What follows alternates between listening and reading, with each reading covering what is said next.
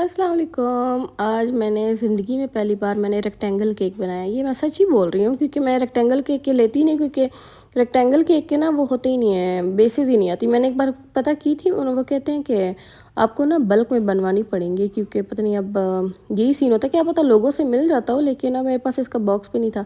और आज भी ना मैंने इसको 12 इंच के बोर्ड पे बनाया है। आप खुद देख लें ये स्क्वायर की फॉर्म में कैसे आ रहा है इसकी शेप। तो 12 इंच का बोर्ड भी मैंने किया था, 10 इंच पे देखा था, लेकिन वो ना एंड तक पहुंचा हुआ था, तो इस वजह से मैंने कहा इसकी लुक ना ख़राब हो, तो मैंने 12 इंच का बोर्ड ले लिया था। और 12 इंच के मैंने ना बोर्ड रखे हुए हैं अपने पास 3-4, और इसी तरह उसके बॉक्सेस वगैरह और बैग्स भी इसी तरह, क्योंकि इसके इतने ऑर्डर्स होते नहीं है, तो मैंने बस थोड़े से ही मंगवा के रखे हैं। वरना अम्मी जो है ना मेरी कुट लगा देती हैं कि तुमने ना बस अपनी अलमारियाँ भरनी होती हैं इन डब्बों से, इनको पहले खाली करो फिर अगला मंगवाना है। रोज़ मेरी ना इज़्ज़त होती है। और अभी मैंने ना तकरीबन कितने का 40,000 का मैंने नया सामान मंगवाया है, इसका बॉक्सेस और बैग्स वगैरह का, और 24,000 की चॉकलेट्स मंगवाई हैं। और आप लोग कहते हैं ना हलवा है सब कुछ, ये एक ही बार में ना पूरा बैंक अकाउंट खाली हो जाता है जब भी हम लोग कोई चीज़ मंगवाते हैं। मैं कभी कभी सोचती हूँ कि प्राइसेस इंक्रीज़ कर दूँ, लेकिन मेरा दिल नहीं मानता। मैंने कहा फिर क्या फ़ायदा जब कस्टमर के बजट में ही ना हो तो।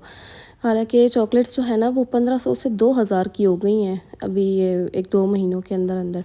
चीज़ें तो महंगी हैं ही हैं, और जब हम लोग बल्क में कोई चीज़ मंगवाते हैं ना, तो उसकी डीसी भी जो है ना आसमान पे पहुंच जाती है। हम लोग कस्टमर से तो डीसी लेते हैं, लेकिन आप लोग खुद सोचो कुरियर कंपनी से जब ऐसी डीसीयाँ, इन ड्राइव वाले तो ज़्यादा लेते ही लेते हैं ना, तो कुरियर कंपनी से आप लोग ज़्यादा जो है ना, ज़्यादा से ज़्यादा आप लोग तो 250, 300, 400 इतनी एक्सपेक्टेशन रखते हो छोटे ऑर्डर्स के लिए।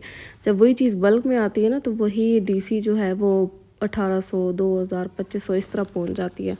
तो खैर हर चीज़ की ये है कि कॉस्ट मैं निकालती हूँ जितने का आता है, लेकिन मैंने प्राइसेस इंक्रीज़ नहीं किए हैं, और उसी पुरानी पुरानी प्राइस पे बता रही हूँ। और खैर ये है कि मेरा ये फ़र्स्ट एक्सपीरियंस था रेक्टेंगल केक का। मैं जो हूँ ना अपनी बात से ही मुड़ गई हूँ।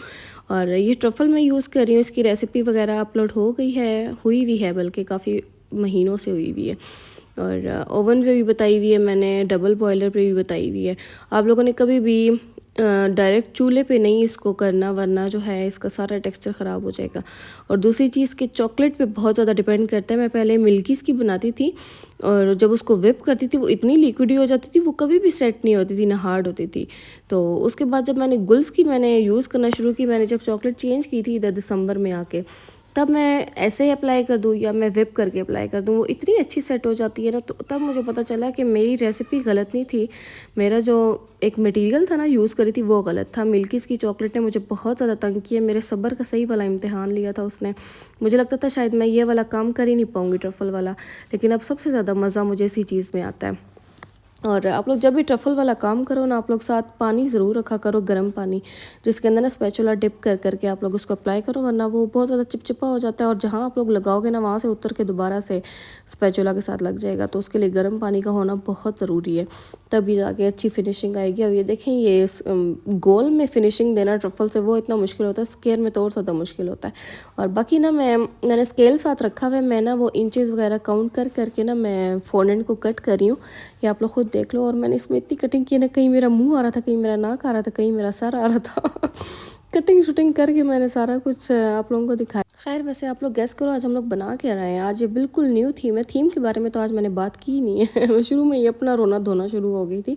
तो थीम आप लोग खुद गैस करो, मैं खुद तो बता ही दूंगी वैसे भी। तो अभी फ़िलहाल हम लोग फ़ोनेंट अप्लाई कर रहे हैं। सबसे ज़्यादा मुझे था ना टेंशन इसी की थी कि फुल फ़ोनेंट था। मैं सोच सोच के पूरा दिन, पूरे 2 दिन, मतलब कि जब ये हुए ना फाइनल, तब से मैं सोच रही थी कि इसको कैसे मैं शेप दूँ। तो बस वहाँ से मैं शुरू हुई, और बस यही था कि अपने पास स्केल रखो और नापो, और बस हर साइड की ना अलग अलग फ़ोनेंट कट करो। यही मेरे दिमाग में आया था, और तो कुछ भी नहीं आया था। और फ़ोनेंट मैंने जो है ना पतली बेली है, क्योंकि फ़ोनेंट जो है वो खाने में अच्छी नहीं लगती, ज़ाया ही होनी थी। हमने तो बस एक थीम देना था, तो उसको मैं किस तरह करी, स्केल से ही मैं उसको लेवल करी हूँ। तो वरना तो लेवल करना बड़ा औखा काम है। और सेम उसी तरह जो था ना, ये जो इसकी हाइट थी ना, ये 6 इंच थी। तो मैं बार बार जो हो ना 6 इंच की कटिंग कर करके ना मैं इसको अप्लाई कर रही हूँ। और इसको मैं सेम उसी से स्केल से ही मैं लेवल कर। अच्छा, ये जो टॉप वाला पीस था ना, ये मैंने पहले से ही कट कर लिया था, क्योंकि अगर मैं पहले साइड की कटिंग करती ना, तो टॉप के लिए इनफ फोनेंट ना रह जाती कि मैं ना रेक्टेंगल में एक पूरा पीस कट कर लूँ। तो इसलिए ना पहले फोनेंट ज़्यादा थी, तो मैंने ना टॉप का पीस ज़्यादा कट कर लिया था, वरना ना वो मुझे थोड़ी सी कम पड़ जाती फ़ॉन्डेंट। और साइड्स पे तो वैसे भी कट पीट करके मैंने लगानी थी, तो इस वजह से उसका मसला नहीं था, मसला टॉप का था, वरना वो फिर कहते हैं ना कट करके सारी लगानी पड़ती है, उसकी सारी फिनिशिंग ख़राब हो जाती। तो इसलिए आप लोग अगर कोई ऐसा पीस हो ना जिसमें आप लोगों को ज़्यादा चाहिए हो फ़ॉन्डेंट, तो वो पीस आप लोग पहले कट कर लो। मैंने थोड़ा सा उसको मेजर किया था और मैंने फिर कट कर लिया था। वैसे थीम तो अब आप लोगों को पता चल गया होगा, टेबल बनाना था और बस टेबल पे जो है ना हमने बंदा बिठा के आसपास सारी चीज़ें करनी थी। जिसमें था जी हमने ऐसी स्नैक प्लेट बना दी थी, प्लेट ही कहेंगे ना, स्नैक बाउल कह लेंगे, वो बना लिया था। कप ऑफ टी बना ली थी, टी नहीं कॉफ़ी है ये जी, हम थोड़े से ना ब्रांडेड लोग हैं, हम कॉफ़ी पीते हैं मजाक कर रही हूँ। अच्छा, उसके बाद लैपटॉप बनाना था, लैपटॉप के बाद बुक्स बनानी थी, और ये थोड़ा सा ना सारा कुछ सैम्पल से रिलेटेड था, सब कुछ सेम टू सेम सैम्पल वाला था। मैं सैम्पल भी दिखा देती हूँ आप लोगों को। बाकी सैम्पल पे ना ये जो हैप्पी बर्थडे लिखा हुआ है ना, ये इसी टेबल के ऊपर लिखा हुआ था, मतलब कि साइड्स पे। तो साइड्स पे तो मुझसे राइटिंग नहीं होती और वो अजीब से भी लग रहा था सैम्पल में। तो मैंने कहा मैं नीचे ट्रे पे वैसे भी जगह है तो वहीं पे लिख देती हूँ, वहाँ पे उसकी लुक प्यारी आएगी। तो मैंने वहाँ पे लिख दिया था। वैसे भी 12 इंच की ट्रे थी, हमें रेक्टेंगुलर में चाहिए था, तो स्पेस तो वैसे भी बचनी थी। तो इस वजह से मेरे पहले से माइंड में था कि करूँ, लेकिन फिर मुझे कलर नहीं समझ आई थी कि किस कलर से लिखूँ, क्योंकि ब्लैक भी डल है, वो ब्राउन भी डल है, सारा कुछ डल है। लेकिन मैंने कहा फिर ऐसे किसी डल केक में कोई शौखा सा कलर डाल दी तो कुछ ज़्यादा ही अजीब लग जाएगा, फिर मैंने ब्लैक से ही लिख लिया था। ये सिंपल पिक्चर थी, देखिए इसमें कैसे हैप्पी बर्थडे वगैरह लिखा हुआ है और इसकी फुल लुक। और ये जो हमारा केक है जो हमने बनाया है ये वो है। अच्छा, आप ये देखिए, ये ऑर्डर था ना, ये 3 पाउंड केक का था, लेकिन जो इसका मैंने स्पंज नीचे वाला बनाया ना सिर्फ वो 3 पाउंड्स का बनाया। तो मुझे ये बताएं, फ़ॉन्डेंट केक्स में फ़ॉन्डेंट का जो वेट होता है वो काउंट होता है कि नहीं होता? क्योंकि फ़ॉन्डेंट का वेट सारा कुछ मिला के ना ये तकरीबन पहुंच गया था 4 पाउंड तक, अच्छा खासा हैवी हो गया था।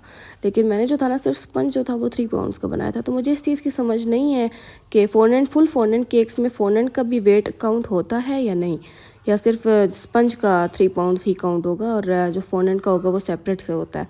और बाकी मैंने कहा कि आज फुल ट्यूटोरियल ना एक ही केक पे दे देती हूँ, स्टार्ट से लेकर एंड तक।